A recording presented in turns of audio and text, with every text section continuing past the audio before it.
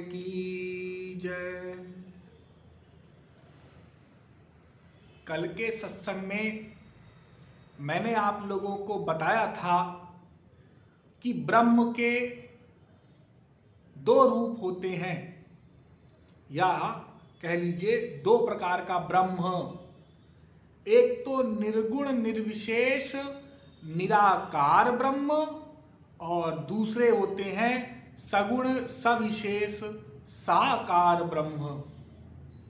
तो जो अद्वैत मत के निराकारवादी सबसे बड़े हुए वह आदि जगतगुरु शंकराचार्य थे, और शंकराचार्य के जो गुरु थे गोविंदाचार्य, उनके गुरु गौड़पादाचार्य, उनके गुरु सुखदेव परमहंस, इन्होंने सबसे पहले भागवत राजा परीक्षित को सुनाई थी 7 दिन की कथा। आप लोगों ने सुना होगा, जो आज जगह जगह कथा लोग गा रहे हैं, ये सबसे पहले सुखदेव परमहंस ने ही सुनाया है। तो इनके पिता वेदव्यास, और ये परमहंस होते हुए भी भगवान की इनको लीलाओं का रस मिला। इन्होंने लीलाओं का नाम रूप लीला गुणधाम का अवगाहन किया, उसके पश्चात भक्तों को प्रदान किया सुखदेव परमहंस ने। तो ये जब अपनी माता जी के गर्भ में थे पिंगला के, तो ये अपनी मां के गर्भ से बाहर निकले ही नहीं।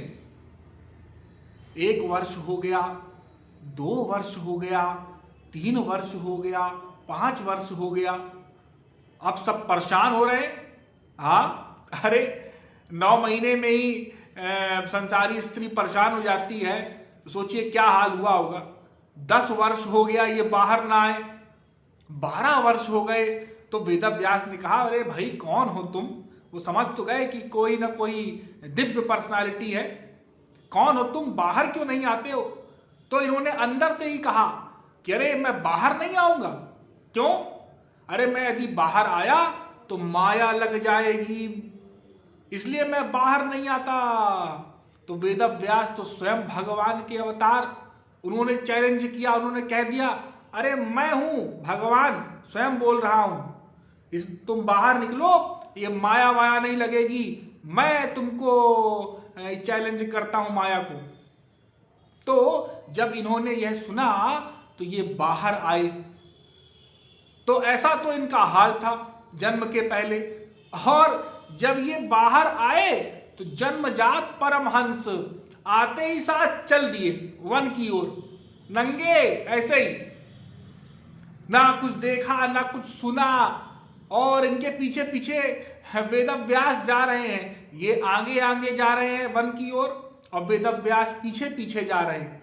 वो कह रहे हैं, अरे बेटा रुको, ऐसे कैसे तुम जा सकते हो? अरे ब्रह्मचर्य, गृहस्थ, वानप्रस्थ, संन्यास, इन 4 आश्रमों का पालन नहीं कर रहे हो तुम। हाँ, चले जा रहे हो, और बेटा विवाह करो, बच्चे पैदा करो, तब तो पितृ ऋण से ऋण होगे। तो इन्होंने कहा, अरे पिताजी, यदि बच्चे पैदा करने से ही मुक्ति होनी होती, मोक्ष मिलना होता, तो फिर ये जो भेड़ बकरी वगैरह है, इनके तो 3-3, 4-4 बच्चे एक साथ हो जाते हैं, इनको तो पहले ही मोक्ष मिल जाता होगा। हाँ, ये चले जा रहे हैं अपने धुन में। रास्ते में गोपियां स्नान कर रही थी, नंगी, बिना वस्त्र के नग्न स्नान कर रही थी। तो जब इनको देखा सुखदेव परमहंस को, तो गोपियों ने कुछ नहीं किया, अर्थात वस्त्र धारण नहीं किया, ये चले गए। और जब पीछे पीछे आए वेदव्यास, तो उन्होंने कहा, अरे मैंने इतने सारे पुराणों की रचना की है, सब कुछ तो शास्त्र वेद का व्याख्या किया है मैंने, तो मैं इनको ज्ञान दे दूं। इस प्रकार से नग्न स्नान करना ये गलत बात है, ये वेदों के आचरण के विरुद्ध है, पाप है। तो वहां पर खड़े हो गए। जब इनको देखा गोपियों ने, तो जल्दी जल्दी अपने कपड़े पहनने लग गई। तो उनको और गुस्सा आ गया कि अरे मेरा लड़का युवक, वो तो अभी अभी यहीं से गया, तो इन्होंने तो वस्त्र धारण नहीं किए, और उनसे पूछ बैठे, और मुझको देख करके तुम वस्त्रों को धारण कर रही हो और इस प्रकार से स्नान कर रही हो, तुमको पता नहीं?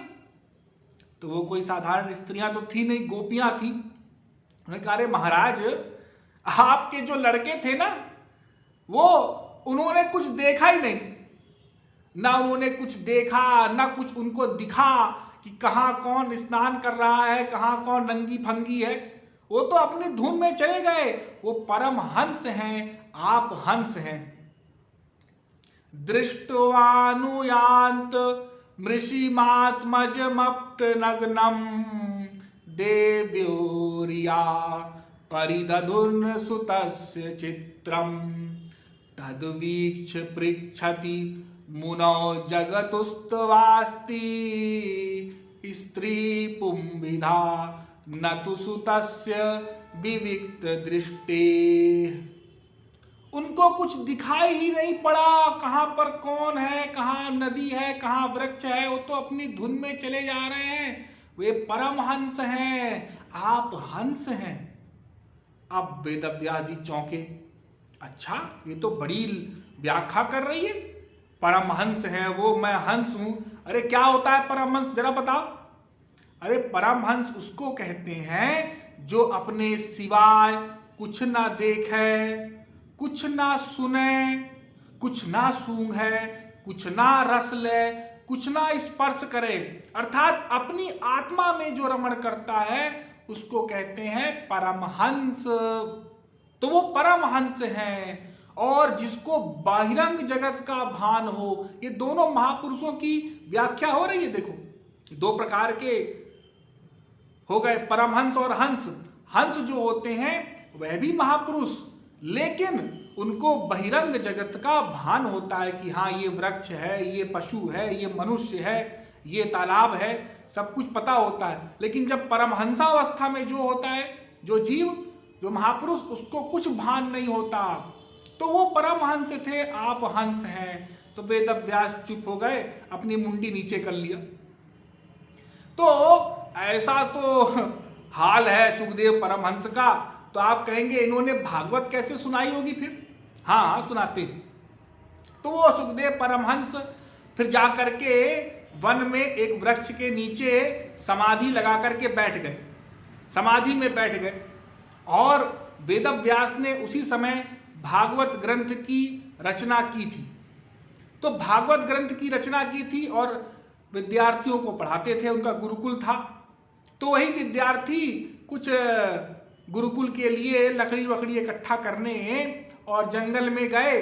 तो उन्होंने देखा एक कोई बड़ा ही सुंदर युवक वृक्ष के नीचे बैठा हुआ है, समाधि लगाए।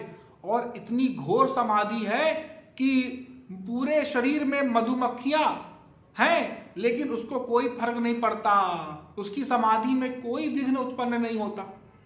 तो जब ये देखा तो जा करके उन्होंने अपने गुरुजी से बताया। छोटे छोटे बच्चे थे, उन्होंने वहीं से जान लिया, समाधि लगा करके देखा, अच्छा ये तो मेरा पुत्र है। उन्होंने कहा कि देखो मैं तुमको एक श्लोक बताता हूं, कल जा करके उसके कानों में बोल देना।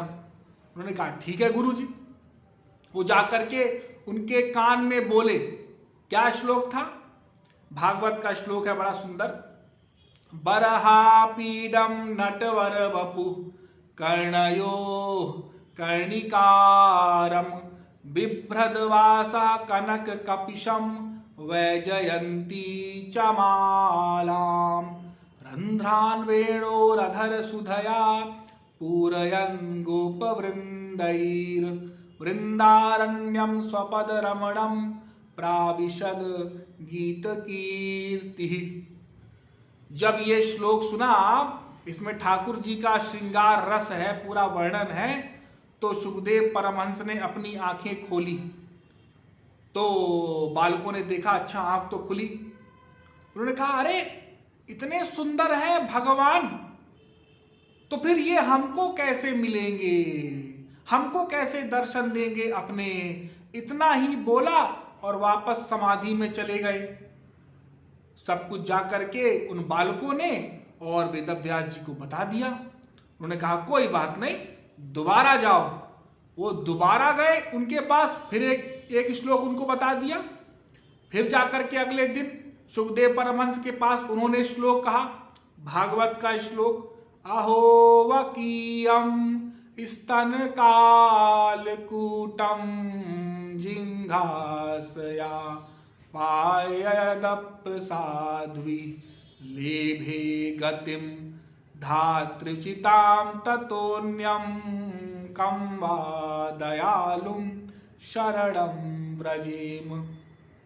ये श्लोक का अर्थ था कि वे भगवान इतने दयालु हैं, इतने कृपालु हैं कि जिस पूतना ने अपने स्तनों में जहर लगा के, पॉइजन लगा के ठाकुर जी के मुख में दिया, और वो पॉइजन ऐसा था कि उसको मुख में लेने की आवश्यकता भी नहीं थी, खाली सुगंध मिल जाए किसी को, इतना जहरीला पॉइजन था, खाली स्पर्श हो जाए बस तो उसके स्पर्श से वो मर जाए, तो उस पॉइजन को लगा के ठाकुर जी को मारने की मंशा से उसने ठाकुर जी को स्तनपान कराया। उस पूतना को भी भगवान ने अपना गोलोक धाम प्रदान किया। बड़ा आश्चर्य है।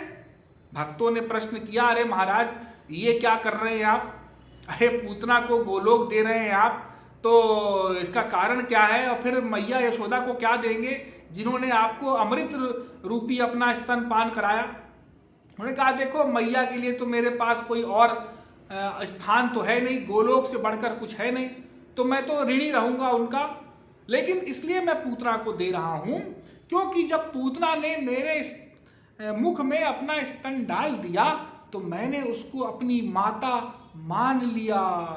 हाँ, तो ठीक है, मैंने उसको गोलोक दे दिया। तो इतने कृपालु हैं भगवान, इतने दयालु हैं भगवान। तो ये जब सुना और फिर वो आए कि उन्होंने पूछा कि ये तुमको किसने बताया। उन्होंने बोला, हमारे जो गुरु हैं वेदव्यास जी, उन्होंने पढ़ाया, और ऐसे ही 18,000 श्लोक और हैं, उन्होंने भागवत ग्रंथ की रचना की है। उन्होंने सुना जब नाम वेदव्यास, उन्होंने कहा, अरे ये तो मेरे पिताश्री हैं। वे भागे भागे आए और आकर के उन्होंने और फिर अपने पिताजी से भागवत पढ़ी और उसके बाद परीक्षित को सुनाया। ये कैसे हैं परमहंस? आत्मा रामाश्च मुनियो निर्ग्रंथा अप्युरुक्रमे कुर्वंत हेतु किम भक्ति मिथ्यम भूत गुणो हरि। अर्थात ये आत्मा राम है, पूर्ण काम परम निष्काम योगी, इनको अपने लिए कुछ नहीं करना, ये ऐसे परमहंस हैं, लेकिन इनके लिए साक्षात भगवान शब्द का प्रयोग हुआ है। भागवत में इनके लिए भगवान शब्द का प्रयोग हुआ है। हरेर गुणाक्षिप्त मतिर भगवान बादरायणी अध्यगान महदाख्यानम नित्यम विष्णु जनप्रिय। इनके लिए साक्षात भगवान शब्द का प्रयोग किया गया भागवत में। और लेकिन भागवत की लीला ऐसी है, ठाकुर जी का जो मधुर लीला है, जो नाम रूप लीला गुणधाम रूपी रस है ठाकुर जी का, वो परमहंसों को भी मोहित कर लेता है। ऐसा ठाकुर जी का रस है। हाँ, परिनिष्ठितोपि नैर्गुण्यम उत्तम श्लोक लीलया ग्रहित चेता राजर्षे आख्यानम यद धीतवान। अर्थात परमहंसों को भी मोहित कर लेने वाला वो ठाकुर जी का लीला रस है। ऐसी ठाकुर जी की मधुर मधुर लीलाएं हैं जो परमहंसों को बरबस खींच लेती है। एक बार ठाकुर जी नंगे खड़े थे 6 वर्ष के, तो एक परमहंस वहां से जा रहा था, उसने ठाकुर जी को देखा तो उसने अपना जो अद्वैत रस था वो भूल गया और बोल पड़ा, अरे मनुष्यों, इधर से होकर के मत जाना, ये पता नहीं कौन सा विचित्र बालक है, अपनी ठोड़ी पर हाथ रखे है एक और एक कमर पर, इसने मेरी ओर देखा और मैं अपना ब्रह्मानंद भूल गया। मैं तो, तुम लोग तो संसारी हो, रसगुल्ला नंदी हो, जगदानंदी हो, तुम्हारा क्या हाल होगा। तो ठाकुर जी का ऐसा माधुर्य है, ऐसा आकर्षण है, ऐसी रूप माधुरी है कि बड़े बड़े अरे ब्रह्मा विष्णु शंकर तक मोहित हो जाते हैं, ब्रह्माणी रुद्राणी सब मोहित हो जाते हैं। तो फिर ब्रह्मानंदी का क्या बात है। तो सगुण साकार भगवान का रस आनंद बराबर है, लेकिन रस वैलक्षण्य है, रस की मात्रा में कोई बराबरी नहीं है। तो ऐसे हैं हमारे सगुण साकार भगवान श्री कृष्ण। सगुण साकार की लीला नाम रूप देखो, एक बच्चा रहता है माँ के गर्भ में, तो जब माँ के गर्भ में बच्चा आ जाता है तो माँ को प्रसन्नता होने लग जाती है, अरे मेरा बेटा मेरा बच्चा आ गया है। और इसको जब वो थोड़ा बहुत 4-5 महीने बाद 5-6 महीने बाद जब हाथ पैर हिलाने लग जाता है तो माँ को बड़ा ही सुख की अनुभूति होती है।